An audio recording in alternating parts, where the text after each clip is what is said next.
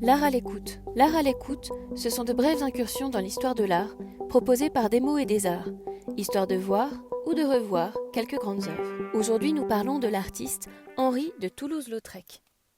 Henri de Toulouse-Lautrec incarne pour nous la fête, le moulin rouge, la goulue, le cancan. Il évoque ce Paris de la belle époque où les artistes se consument entre le monde débridé des cabarets et l'explosion de liberté créatrice qui s'exprime dans les ateliers. Personnage clé de cette époque, où l'art est en révolution, il embrasse cette modernité qu'il fera rayonner avant d'être lui-même victime de ce tourbillon montmartrois. Fils du comte Alphonse Charles de Toulouse-Lautrec-Montfort et de Adèle Tapier de Céléran, il est un descendant de la très ancienne lignée des comtes de Toulouse, qui fut jusqu'au XIIIe siècle parmi les plus puissantes familles seigneuriales du royaume de France. En cette fin de XIXe siècle, la famille de Toulouse-Lautrec vit comme une famille aisée de la noblesse de province. Les parents de Henri sont cousins germains. À l'époque, ces mariages consanguins sont courants, car ils permettent de ne pas diviser le patrimoine familial. Le problème, vous vous en doutez, est au niveau du patrimoine génétique, et le petit Henri en fera les frais. Henri de Toulouse-Lautrec naît donc de cette union particulière, le 24 novembre 1864. Mais ses parents ne s'entendent guère. Dès 1865, ils se séparent, bien sûr sans divorcer. Disons qu'ils vivent chacun de leur côté et que le jeune enfant reste auprès de sa mère, tout en ayant évidemment régulièrement la visite de son père. Si le petit garçon connaît une enfance assez douce dans les châteaux familiaux, élevé par une mère aimante, sa vie bascule alors qu'il n'est encore qu'un jeune adolescent. Alors qu'il joue dans la demeure familiale, il glisse sur un parquet, tombe et se brise une jambe. Celle-ci se répare mal et sa mère l'emmène alors prendre les eaux à Barèges. Mais lors de ce séjour, le jeune homme glisse dans un ruisseau et se brise l'autre jambe. De deux choses l'une, soit nous avons affaire à un garçon très maladroit, soit il y a un problème. Et malheureusement pour lui, ce sera la deuxième solution. Henri est atteint d'une maladie osseuse.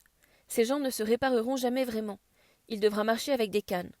Et pire encore pour ce garçon empreint des récits de chevalerie et de l'idéal aristocratique, ses jambes ne grandiront plus, contrairement au haut de son corps. Voici donc un personnage avec un équilibre bien particulier. On ne peut pas dire que Lautrec soit nain, car il mesure tout de même 1,52 m, ce qui reste honorable. Mais en effet, le jeune garçon ne peut plus faire d'équitation, ni aller chasser, et admettons-le, il n'a plus grand-chose d'un prince charmant. Sa vie devient alors beaucoup plus solitaire. Il s'éloigne de son père, qui voit que son fils ne peut plus partager son mode de vie, et se tourne finalement vers le dessin. C'est d'ailleurs auprès d'un des amis de son père, qui s'appelle René Princeteau, que Henri va apprendre la pratique artistique. Il fait de remarquables dessins, notamment de chevaux, de cochers, de calèches.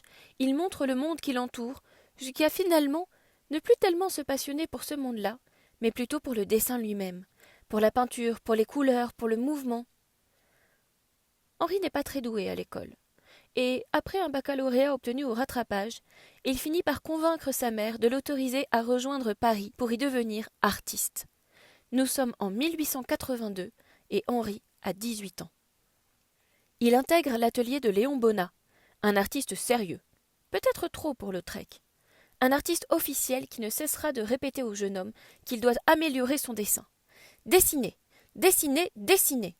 Lautrec s'en va et rejoint l'atelier de Fernand Cormon, où il étudiera pendant 5 ans et où il rencontrera parmi ses camarades de classe un certain Vincent van Gogh, avec qui il partage un goût marqué pour le fusain.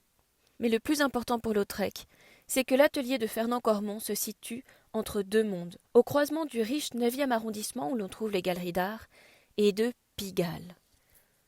Pigalle, au pied de la butte Montmartre, lieu de misère et de plaisir, de débauche et de génie.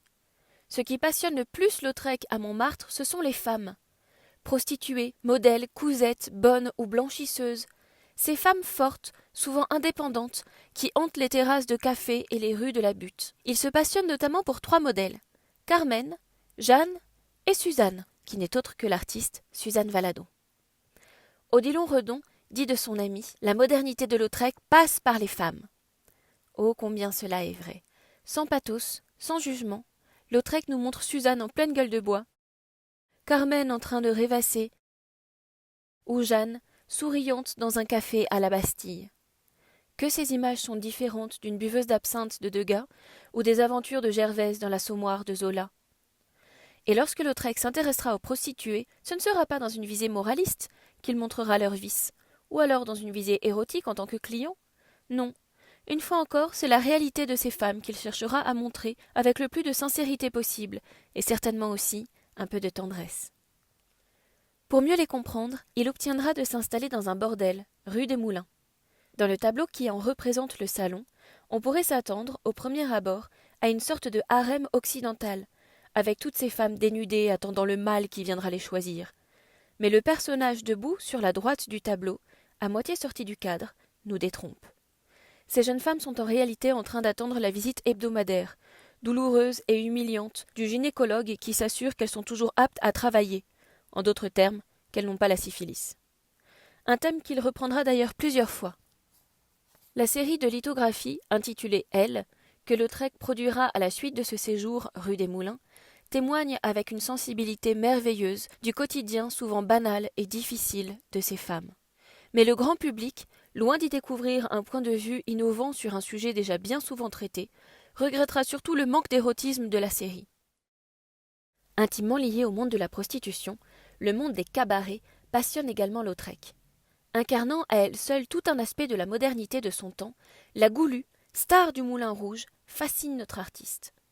Loin d'être une simple danse affriolante à destination des hommes, le cancan est avant tout une libération pour les femmes qui reprennent possession de leur corps, s'autorisant des mouvements amples, levant les jambes, sautant, bougeant dans tous les sens, bref, s'autorisant tout ce que la bonne société refuse aux femmes sur la piste de danse. D'ailleurs, dans le couple qu'elle forme sur scène avec Valentin le Désossé, c'est bien elle, la vedette. Lorsque Lautrec se retrouve à réaliser l'affiche du Moulin Rouge, la Goulue est au centre, montrant ses fesses, quand Valentin apparaît au devant presque comme une ombre. Dans cette affiche, Lautrec exprime sa capacité à repenser l'image. Un tableau a pour lui le temps, on le contemple, on lui laisse le temps de se découvrir à nous petit à petit. Mais une affiche doit être immédiatement efficace, même vue une seconde du coin de l'œil. C'est tout un monde visuel à inventer. Lautrec simplifie ses silhouettes au maximum, les synthétise jusqu'à les transformer en d'efficaces évocations des personnages qu'elles représentent. Cette synthèse de traits, il l'obtient en s'inspirant de l'art japonais, alors furieusement à la mode. Depuis la réouverture des voies commerciales du Japon quelques décennies plus tôt, l'Europe est envahie d'estampes, de vases, d'éventails, de paravents. Cette passion pour le Japon crée une vague de japonisme dans les arts. Les fleurs d'amandier de Van Gogh, inspirées par Hokusai, la japonaise nue de Tissot, et bien d'autres encore en témoignent. C'est peut-être dans le vitrail créé pour le marchand d'art japonais Siegfried Bing que cela est le plus flagrant. La ligne serpentine, presque florale des personnages, sort tout droit de l'univers des estampes japonaises. Mais hors de question de faire des fleurs de cerisier ou des montagnes. Chez Lautrec, c'est la modernité. Toute la modernité, rien que la modernité. Ainsi, c'est une piste de cirque avec une acrobate que nous voyons. Et au premier rang, une spectatrice qui est sans doute Jane Avril, une chanteuse de cabaret souvent représentée par Lautrec. En parlant de cabaret, revenons à notre affiche du Moulin Rouge. Autre élément grandiose du Moulin Rouge, la lumière électrique. Cette lumière incroyable que l'on peut teinter, qui distord les visages et les rend grimaçants, ce qui plaît tellement à Lautrec. Une lumière que son ami Degas aimera quant à lui montrer à l'opéra. Nous voilà bien loin de la lumière naturelle du jour que Monet met en scène dans ses tableaux impressionnistes au même moment. Dans l'affiche du Moulin Rouge, les lampes électriques sont évoquées par des sphères jaunes sur le côté gauche de l'affiche. Enfin, fermant le fond de l'image, le public se dessine en ombre chinoise, élément visuel efficace qui évite tout effet de profondeur et nous renvoie vers le premier plan. Ce public, tout en noir, nous rappelle aussi l'immense succès que connaît alors le théâtre d'ombre sur la butte Montmartre. Dans cette affiche, Lautrec utilise des couleurs franches, au contraste fort, jaune, rouge, noir, blanc, afin de rendre l'image la plus lisible possible. C'est tout un nouveau monde visuel qui s'ouvre, dans lequel Lautrec va exceller. Du spectacle d'Aristide Bruand, au cabaret des ambassadeurs, aux affiches du divan japonais, en passant par les spectacles de toutes les starlettes de l'époque, Jane Avril, Yvette Guilbert et bien d'autres, Lautrec connaît alors un immense succès. Mais étonnamment, ce succès lui vaudra beaucoup de méfiance de la part d'une partie du monde de l'art et des instances officielles qui le reconnaîtront plus comme affichiste que comme peintre. Qu'importe, Lautrec continue sa course folle, laisse son génie s'exprimer sur la toile autant que sur la pierre lithographique, et à Montmartre, il brûle la chandelle par les deux bouts. Mais de fait en fait, la consommation d'alcool de Lautrec devient inquiétante et sa santé se dégrade. Après un séjour au sanatorium et plusieurs crises, Lautrec quitte Paris et rentre se reposer auprès de sa mère. De plus en plus faible, il continue malgré tout à peindre. Non pas le parc du château, mais encore et toujours le monde du spectacle. Dans une dernière série de peintures, il nous donne à voir la mise en scène de l'opéra Messaline, qui vient d'être composé par Isidore de Lara et qu'il a pu aller écouter à l'opéra de Bordeaux. La débauche de couleurs puissantes et les forts contrastes de rouge et de vert annoncent le fauvisme et l'expressionnisme allemand à venir. Ainsi, jusque dans ses dernières peintures, Henri de Toulouse-Lautrec, qui meurt le 9 septembre 1901 à l'âge de 36 ans, se maintient à l'avant de la modernité, ouvrant le XXe siècle, en même temps qu'il clôt le XIXe. Pour aller plus loin, vous pouvez consulter le catalogue de l'exposition qui a eu lieu au Grand Palais à l'automne 2019, Toulouse-Lautrec, résolument moderne. Vous pouvez également regarder celui de l'exposition Toulouse-Lautrec et l'affiche qui avait eu lieu en 2002 au musée Mayol. Enfin, vous avez les toujours très intéressants Gallimard découvertes, et notamment celui consacré à Toulouse-Lautrec, Toulouse-Lautrec, les Lumières de la nuit, qui a été justement réédité en 2019. Si cette vidéo vous a plu, n'hésitez pas à liker, partager et à mettre vos commentaires. Vous pouvez également vous abonner à notre chaîne pour recevoir nos actualités. À bientôt j'espère.